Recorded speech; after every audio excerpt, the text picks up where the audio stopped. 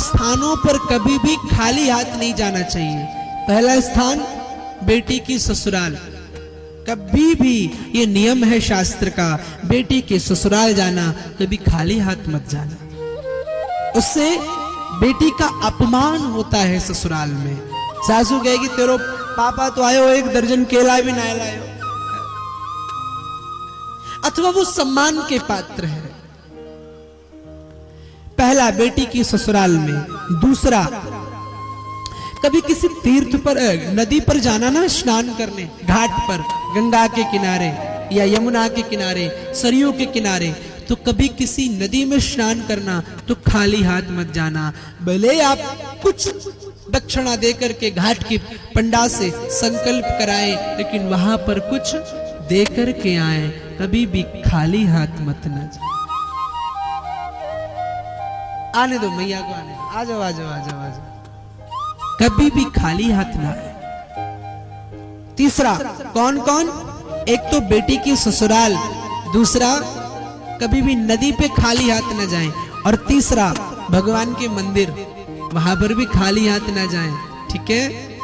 भगवान के मंदिर में जब भी जाना, खाली हाथ का मतलब ये नहीं खाली पैसा ही लेके जाओ, एक पुष्प लेकर के चले जाना, एक सुमन लेकर के चले जाना, एक मिष्ठान लेकर के चले जाना, एक आस लेकर के चले जाना, खाली हाथ कभी भी नहीं जाना। चौथा स्थान, कभी किसी मित्र के यहां जाना, तब भी खाली हाथ नहीं जाना चाहिए। हाँ, आजकल तो हम सोचते बस फ्रेंड को ही हम सब चटक लें, वही को खा ले, यो पार्टी करे, आज तो भैया जी खर्च करेंगे पैसा। होता है कि नहीं होता है? लेकिन नहीं, शास्त्र कहता है मित्र के यहां जाओ तब भी खाली हाथ नहीं जाना चाहिए। और पांचवी, कभी किसी गुरु या सत्संग में जाना तब भी खाली हाथ मत जाना।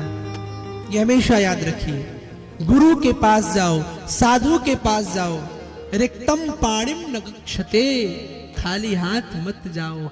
नहीं कुछ है तो एक तुलसी पत्र लिए जाना, अर्पित करके आना, कभी खाली हाथ नहीं आना। आप सभी ये नियम बना लो, कल से कथा में आओ तो भले एक तुलसी पत्र लेकर के आओ। यहाँ पर व्यासपीठ पर नीचे भी आप अर्पित कर सकते हो, नीचे है तुलसी पत्र, चढ़ा दो, फूल चढ़ा दो, दक्षिणा चढ़ा दो, पर ये सम्मान होता है व्यासपीठ का। आप सभी लोग सत्संग में जाना, गुरु के पास जाना, साधु के पास जाना, तो खाली हाथ नहीं जाना।